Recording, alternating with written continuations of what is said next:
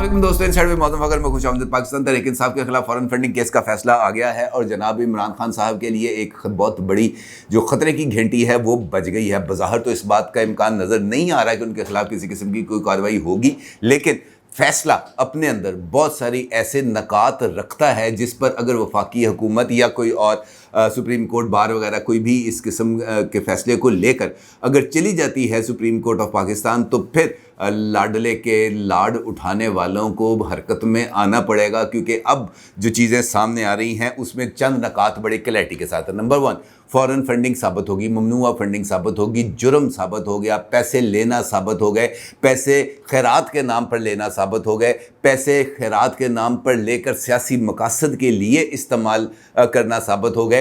ये जो bank accounts हैं इनको छुपाना साबित हो गया, बैंक अकाउंट्स को छुपाने के लिए बयान हल्फी देना साबित हो गया, बयान हल्फी गलत देना साबित हो गया, बयान हल्फी के कंटेंट्स गलत साबित हो गए, पाकिस्तान तहरीक इंसाफ की तरफ से पूरे का पूरा केस को प्लीड करना गलत साबित हो गया और आइन से इन्हिराफ भी साबित हो गया। ये बातें मैं नहीं कह रहा, ये तमाम बातें हैं जो 68 पेजेस पर मुश्तमिल चीफ इलेक्शन कमिश्नर का फैसला है, उसके अंदर ये बात की गई। अब अगर हम इन नकात का जायज़ा लें, इंडिपेंडेंटली नकात का जायज़ा लें, तो ये इलेक्शन कमीशन ऑफ पाकिस्तान ने अपने फैसले में क्या कहा। इलेक्शन कमीशन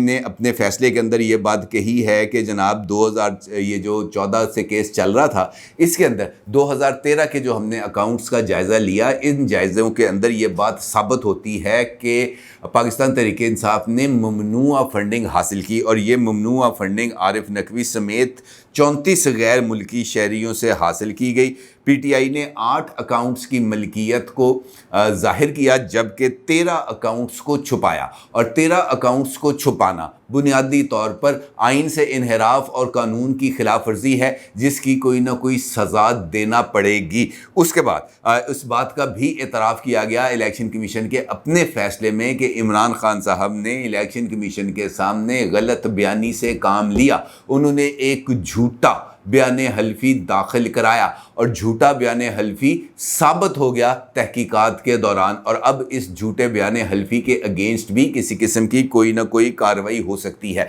अब चूँकि ये कार्रवाई चल रही थी पॉलिटिकल पार्टीज़ ऑर्डर 2022 के मुताबिक, और इसके आर्टिकल 6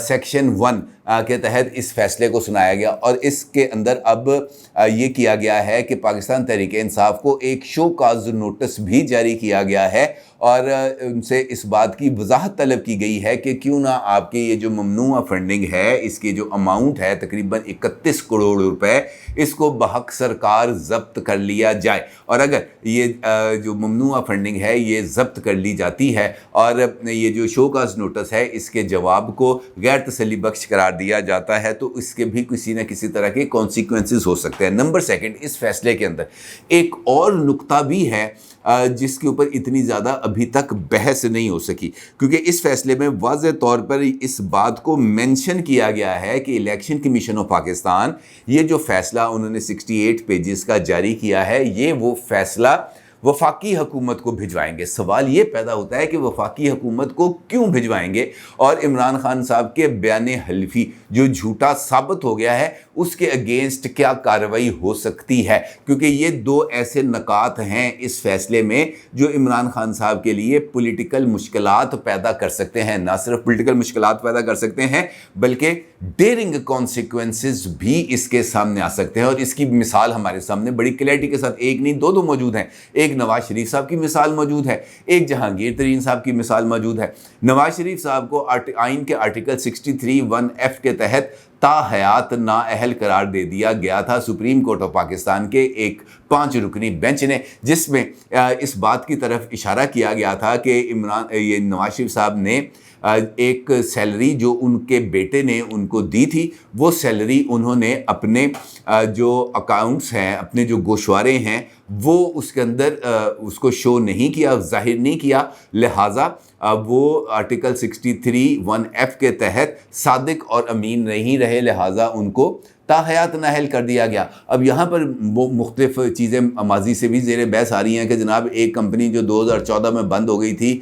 उसके اس کی تنخواہ نہ لینے کے اوپر ان کو نااہل کر دیا گیا، اور یہ جو ہے پاناما کے اوپر سے معاملہ شروع ہوا، جا کے اقامہ کے اوپر ختم ہو گیا۔ اب چونکہ یہ پریسیڈنٹس موجود ہیں، جہانگیر ترین صاحب کی مثال ہمارے سامنے ہے، انہوں نے تو تمام پیسے پاکستان سے بینکنگ چینلز کے ذریعے انہوں نے بھی بھیجے تھے، لیکن جو لنڈن پراپرٹیز ہیں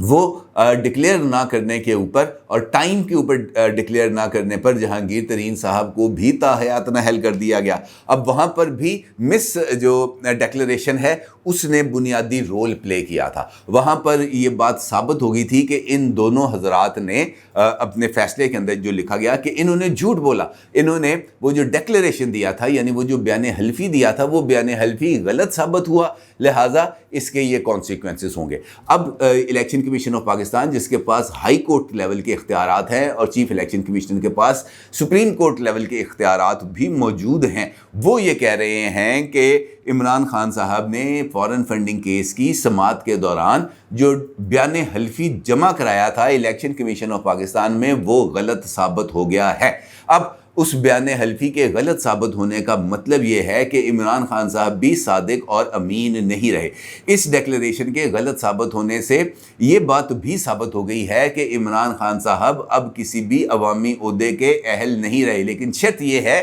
کہ اس فیصلے کو لے کر اور عمران خان صاحب کی طرف سے جمع کرائے جانے والے بیان حلفی کو لے کر کوئی بندہ ان کی اہلیت کو آرٹیکل 63(1)(f) کے تحت چیلنج کرے سپریم کورٹ آف پاکستان میں، اور جب وہ چیلنج ہوگا تو پھر اس کی جو سماعت ہوگی اور سماعت کے بعد اس کا فیصلہ آئے گا، اور یقینی طور پر وہ فیصلہ اب اتنے کلیئر کٹ ایویڈنسز کے بعد وہ فیصلہ قطعی طور پر جو نواز شریف صاحب اور جہانگیر ترین صاحب کے کیس کے فیصلہ آیا ہے اس کے خلاف نہیں ہو سکتا، لہٰذا عمران خان صاحب کے اوپر آرٹیکل 63(1)(f) کی اب جو تلوار ہے وہ بہت زیادہ تیز دھار کے ساتھ اب ان کے اوپر لٹکنا شروع ہو گئی ہے، اور اس کے اندر اب ایک امر صرف مانے ہے کہ کوئی بندہ یا سپریم کورٹ بار ایسوسی ایشن یا حکومت یا کوئی شہری یہ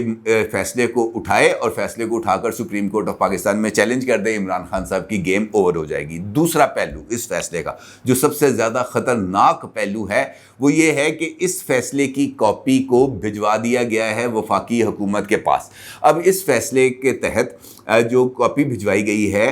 حکومت کے پاس، ان کے لیے ایک آپشن کو کھول دیا گیا ہے اس فیصلے کے تحت کہ وہ بطور جماعت پاکستان تحریک انصاف کو کالا دم قرار دینے کے لیے اس فیصلے کی روشنی میں ایک ریفرنس تیار کریں اور وہ ریفرنس بھیجیں سپریم کورٹ آف پاکستان۔ یہاں پر ایک بات یقینی طور پر آپ کے بھی ذہن میں آ رہی ہوگی کہ الیکشن کمیشن آف پاکستان نے از خود یہ والا کام کیوں نہیں کیا، کیونکہ اس وقت جو تحقیقات ہو رہی تھیں الیکشن کمیشن آف پاکستان میں وہ ممنوعہ فنڈنگ کے حوالے سے ہو رہی تھی، اور اس کے اندر جو قانون ہے اس کے مطابق ہی الیکشن کمیشن نے عمل کرنا تھا، اور اس کے ساتھ ساتھ یقینی طور پر کچھ دباؤ کے فیکٹرز بھی تھے جس کا اظہار ایک سینئر جرنلسٹ نے کیا، اور ان کا یہ ماننا ہے کہ گزشتہ دنوں میں چیف الیکشن کمشنر جناب سکندر سلطان راجہ صاحب کے اوپر دباؤ آ رہا تھا، ان کو کسی نہ کسی جگہ سے ٹیلی فون کالز آ رہی تھیں، ان سے یہ بات کہی جا رہی تھی کہ جناب یہ بھی آپ نے فارن فنڈنگ کیس کا فیصلہ نہیں کرنا، اور اگر آپ نے فیصلہ کرنا ہے تو ذرا تھوڑا سا درمیانی راستہ اختیار کرتے ہوئے یہ فیصلہ کرنا ہے۔ اور اس بات کا اظہار ایک نہیں دو سینئر جرنلسٹ نے کیا ہے۔ حامد میر صاحب نے کل جی ٹی وی کے پروگرام میں بیٹھ کر اس بات کا انکشاف کیا کہ ان کے پاس اس بات کی انفارمیشن موجود ہے کہ چیف الیکشن کمشنر جناب سکندر سلطان راجہ صاحب کو کسی طرف سے ٹیلی فون کال آئی۔ انہوں نے کہا کہ مجھے یہ پتا ہے کہ فون کال کس نے کی اور کیوں کی، لیکن پاکستان میں ابھی چونکہ میڈیا اتنا زیادہ آزاد نہیں ہے، لہٰذا یہ بات میں اوپنلی بیٹھ کے نہیں کر سکتا کہ فون کال کس نے کی۔ البتہ یہ ضرور ہے کہ چیف الیکشن کمشنر جناب سکندر سلطان راجہ صاحب کے اوپر دباؤ موجود ہے۔ دوسرے سینئر جرنلسٹ ہیں کامران خان صاحب۔ کامران خان صاحب نے تو اوپنلی ٹویٹ کرتے ہوئے، ہاتھ جوڑتے ہوئے چیف الیکشن کمشنر سے اس بات کا مطالبہ کیا تھا کل رات کہ جناب اگر 8 سال تک یہ فارن فنڈنگ کیس کا فیصلہ اگر نہیں آ سکتا تو آیا تو اگلے ہفتہ 10 دن اگر اس فیصلے کو روک دیا جائے، اس فیصلے کو جاری نہ کیا جائے تو کوئی پہاڑ نہیں ٹوٹے گا، اور اس فیصلے کے مؤخر کر دینے سے پاکستان میں موجود سیاسی بحران کی شدت میں کمی آئے گی، اور ان کا اشارہ اسی سمت میں تھا جس پر میں نے کل ایک ویڈیو کی تھی کہ جناب اس وقت بیک چینل رابطے چل رہے ہیں اور حکومت اور اپوزیشن دونوں کو ایک پیج پر لانے اور نئے انتخابات کی راہ ہموار کرنے کی کوشش کی جا رہی ہے۔ اور اگر ہم ان دونوں جرنلسٹوں کی بات کو دیکھیں اور آگے بڑھائیں تو یہ بات سامنے آتی ہے کہ اس وقت جو ہمارے وہ فیصلہ ساز ہیں وہ شاید اس بات کو سمجھ رہے ہیں کہ جناب اس وقت اگر ہم نے پاکستان کے اندر پولیٹیکل ٹرمائل کو آگے بڑھانے کی کوشش کی تو اس کے نتائج خطرناک ہو سکتے ہیں، لہٰذا یہ جو الیکشن کمیشن آف پاکستان کا فیصلہ ہے اس کو ذرا بین ہی رہنا چاہیے، اس کو ذرا اوپنلی سامنے نہیں آنا چاہیے۔ الیکشن کمیشن نے اپنے اس فیصلے میں یہ بات لکھ کر کہ جناب یہ جو فیصلہ ہے اس کی کاپی کو ہم فار فردر ایکشنز بھجوا رہے ہیں فیڈرل گورنمنٹ کو، ایک جانب انہوں نے اپنے اوپر سے پریشر کو کم کرنے کی کوشش کی اور دوسرا انہوں نے یہ کہا کہ یہ اب اگلی جو لڑائی ہے یہ آپ لڑے، ہمارا کام یہاں تک تھا، ہم نے اپنی لڑائی لڑ لی۔ اب فیڈرل گورنمنٹ کے پاس جب یہ فیصلہ آ جاتا ہے، اس فیصلے کے نکات سامنے آ جاتے ہیں، اس فیصلے کے اندر اس بات کو کلیئرٹی سے بتا دیا جاتا ہے کہ جناب آئین سے انحراف کیا گیا، قوانین سے انحراف کیا گیا، جھوٹے ڈیکلیریشن دیے گئے، بینک اکاؤنٹ چھپائے گئے، ممنوعہ فنڈنگ لی گئی، اوورسیز پاکستانیوں کے ساتھ ساتھ انٹرنیشنل آرگنائزیشنز سے بھی پاکستان میں سیاسی بحران کو پیدا کرنے کے لیے پیسے لیے گئے۔ تو پھر اس کے بعد جو جماعت کی تحلیل ہے اس کے اوپر وفاقی حکومت کا یہ کام ہے کہ وہ ایک ریفرنس بنائے، وزارت داخلہ وہ ریفرنس بنائے اور وفاقی وزارت داخلہ اس ریفرنس کو بھیجے سپریم کورٹ آف پاکستان تاکہ وہ اس کے اوپر اگلی کارروائی کر سکے۔ اب یہ دونوں آپشنز بڑے کلیئرٹی کے ساتھ اس بات کی طرف اشارہ کر رہے ہیں کہ عمران خان صاحب اور ان کی جماعت کے ارد گرد گھیرا خاصی حد تک تنگ ہو رہا ہے، اور دوسری جانب عمران خان صاحب اور ان کی جماعت کو بچانے کے لیے بھی کچھ جگہوں سے کوئی لاڈ اٹھانے والا سلسلہ ابھی تک جاری ہے۔ اب یہ معاملے نے آج نہیں تو کل جانا ہی جانا ہے عدالتوں کے اندر، اور خود پاکستان تحریک انصاف نے بھی اس بات کا اعلان کر دیا ہے کہ وہ الیکشن کمیشن کی طرف سے جاری کردہ اس فیصلے کو چیلنج کریں گے عدالت کے اندر، لہٰذا یہ عدالتی لڑائی شروع ہونے والی ہے۔ اب عدالتی لڑائی کے لیے ضروری ہے کہ یہ جو تکڑی کے دونوں پلڑے ہیں، یہ جو ترازو کے دونوں پلڑے ہیں، یہ برابر رہے تو فیصلہ آئے گا۔ اگر ایک پلڑا کسی طرف جھک جائے گا اور اگر کیس نہیں فیس دیکھا جائے گا تو پھر یقینی طور پر عمران خان صاحب اور ان کی جماعت کے لیے ستہ خیر ہے، ان کی ہوا کو کوئی نہیں دے سکتا۔ دوسری جانب اس فیصلے کے جس طریقے سے یہ فیصلہ آیا ہے، جس کا اظہار مختلف جرنلسٹ کی طرف سے کیا گیا ہے، جن کا میں نے بھی آپ سے ذکر کیا، اس کے تحت بھی اس بات کی طرف اشارہ مل رہا ہے کہ الیکشن کمیشن کو اسی طرح کی کوئی چیز کہی گئی کہ جناب آپ نے اس طرح کا ایک کام کرنا ہے، اور یہ بات پھر آپ نے پولیٹیکل قوتوں پر چھوڑ دینی ہے۔ پولیٹیکل قوتیں جانیں اور عمران خان صاحب جانیں اور عدالتیں جانیں، یہاں سے اگر آپ نکل آئیں گے تو اس میں آپ کے لیے بہتر ہے، کیونکہ یہ بات بھی اس میں کہی گئی ہے حامد میر صاحب نے اپنی گفتگو میں کہ الیکشن کمیشن سے کہا گیا کہ جناب یہ فیصلہ کریں، اس کے بعد آپ یہ جو الیکشنز ہونے والے ہیں یہ الیکشنز کرائیں اور آپ گھر جائیں، اس سے زیادہ اب آپ کے پاس اور کوئی آپشنز باقی نہیں رہ جاتے۔ اب اگر یہ تمام پہلو جو میں نے بھی آپ کے سامنے رکھے ہیں، ان کے اوپر اگر سٹیپ بائی سٹیپ عمل کیا جائے، عمران خان صاحب کے جھوٹے ڈیکلیریشن، غلط ڈیکلیریشن، غلط بیان حلفی کو سپریم کورٹ آف پاکستان میں چیلنج کیا جائے تو پھر عمران خان صاحب کے پاس تاحیات نااہلی بھی ان کے اوپر لاگو ہو جائے گی، اور اس کے بعد وہ کوئی عوامی عہدہ بھی رکھنے کے لیے تاحیات نااہل ہو جائیں گے، اور اس کے ساتھ ساتھ وہ بطور چیئرمین پاکستان تحریک انصاف اپنی پارٹی کو چلانے سے کے لیے بھی نااہل ہو جائیں گے، بالکل ویسے ہی جیسے نواز شریف صاحب نااہل ہوئے تھے۔ دوسرا آپشن میں یہ جو حکومت ہے اس کو سامنے آنا پڑے گا، اور وہ اس سارے کے سارے معاملے کو لے کے جائے گی سپریم کورٹ آف پاکستان۔ اچھا، اس سارے سینیریو کے اندر ایک اور ڈیولپمنٹ بھی ہوئی ہے کہ فوری طور پر عمران خان صاحب سے استعفے کا مطالبہ بھی سامنے آیا ہے، اور اکبر ایس بابر صاحب جو اس مقدمے کے مدعی تھے، انہوں نے اس فیصلے کے جاری ہونے کے بعد میڈیا سے گفتگو کرتے ہوئے اس بات کا مطالبہ کیا کہ عمران خان صاحب اپنی ہر تقریر کے اندر جو یورپ کی مثالیں دیتے ہیں، ہائی مورل گراؤنڈز کی بات کرتے ہیں، ہائی مورل پریسیڈنٹس کو سیٹ کرنے کی بات کرتے ہیں، ان کو بھی ہائی مورل گراؤنڈز کو فالو کرتے ہوئے جھوٹا بیان حلفی داخل کرانے پر اپنی پارٹی صدارت سے استعفیٰ دے دینا چاہیے، اور اس کے بعد ان کو یہ جو میوزک ہے اس کو سننا بھی چاہیے اور اس میوزک کو برداشت بھی کرنا چاہیے، کیونکہ یہ معاملہ اب آگے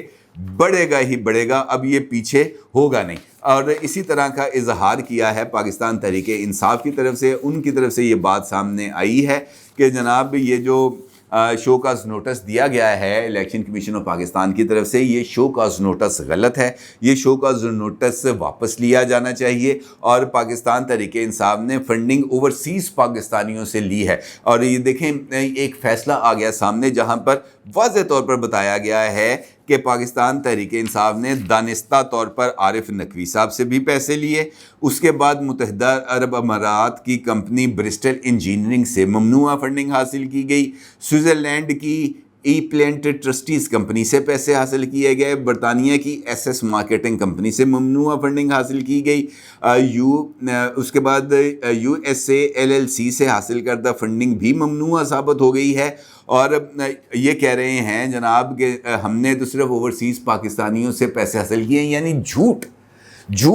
ہی جھوٹ۔ اس کے علاوہ ایک چیز آ رہی ہے، فیصلہ آ گیا ہے بینک اکاؤنٹ سے، بینکنگ چینل سے یہ بات ثابت ہو گئی ہے کہ جناب کمپنیز نے پیسے بھی دیے، لوگوں نے بھی پیسے دیے ہوں گے، میں یہ نہیں کہہ رہا کہ لوگوں نے پیسے نہیں دیے، لیکن قانون یہ کہتا ہے کہ کوئی غیر ملکی ادارہ پاکستان میں سیاسی سرگرمیوں کے لیے پیسے نہیں دے سکتا۔ الیکشن کمیشن نے واضح طور پر کمپنیز کے نام لے کے بتائے ہیں کہ ان کمپنیز سے پیسے دیے گئے ہیں، اور یہ کہہ رہے ہیں کہ جناب ہم نے تو اوورسیز سے پاکستانیوں سے پیسے لیے ہیں، ہم نے کسی اور سے پیسے نہیں لیے۔ پھر دوسرا نقطہ اس الیکشن کمیشن کے فیصلے کے اندر فائنینشیل ٹائمز کا حوالہ بھی ہے، اور یہ کہا گیا ہے کہ جو پیسے وہاں پر اکٹھے کیے گئے خاص طور پر ووٹن کرکٹ میں، وہ خیرات کے نام پر اکٹھے کیے گئے تھے، لیکن یہاں پر ان پیسوں کو پولیٹیکل مقاصد کے لیے استعمال کیا گیا، یعنی فنڈ ریزنگ کی گئی شوکت خانم کے لیے،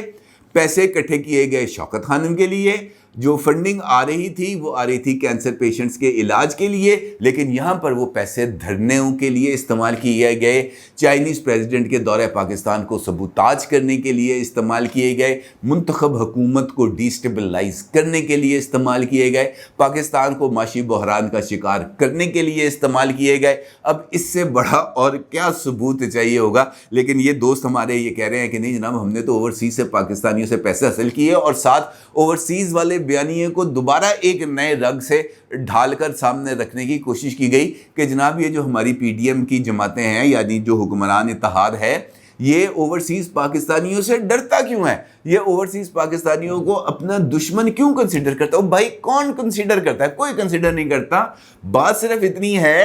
کہ ایک کیس ہے، اس کیس کے اندر ایک بات ثابت ہوئی ہے، اس کو اوورسیز پاکستانیوں کے ساتھ جوڑنے کا، کوئی ریلیونسی بنانے کا کوئی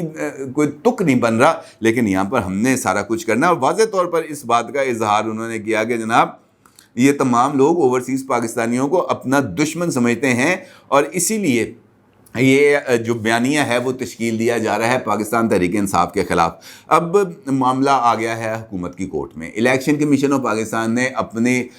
جو گیند ہے، اپنے جو کورٹ ہے، اس سے بال نکال کے ڈال دیا حکومت کی کورٹ میں۔ اب یہاں پر یہ ٹیسٹ آ گیا ہے حکومت کے پاس کہ جناب ان میں کتنا دم ہے، کیا وہ یہ سامنے آ کر اس کا مقابلہ کر سکتے ہیں، نہیں کر سکتے، یا اس بات کا انتظار کریں گے کہ اتھے بھی کوئی آئے اور آ کے ان کی مدد کر کہے کہ اچھا یار تم سے تو کیس نہیں ہو رہا، چلو میں کیس کر دیتا ہوں۔ اور اگر ایسی ہی صورتحال ہے تو پھر عمران خان صاحب کو کوئی روکنے والا نہیں ہوگا، اور عمران خان صاحب اس حکومت کو اور جو سارے کا سارا سسٹم ہے اس کو بہا کر لے جائیں گے۔ یہاں پر اب حکومت کو اپنی مسل پاورز دکھانی پڑے گی، ادروائز ان کے پاس کوئی آپشنز اب اتنے زیادہ رہ نہیں گئے۔ اپنی رائے کا ضرور اظہار کیجیے گا۔ آپ کا بہت شکریہ۔ اللہ حافظ۔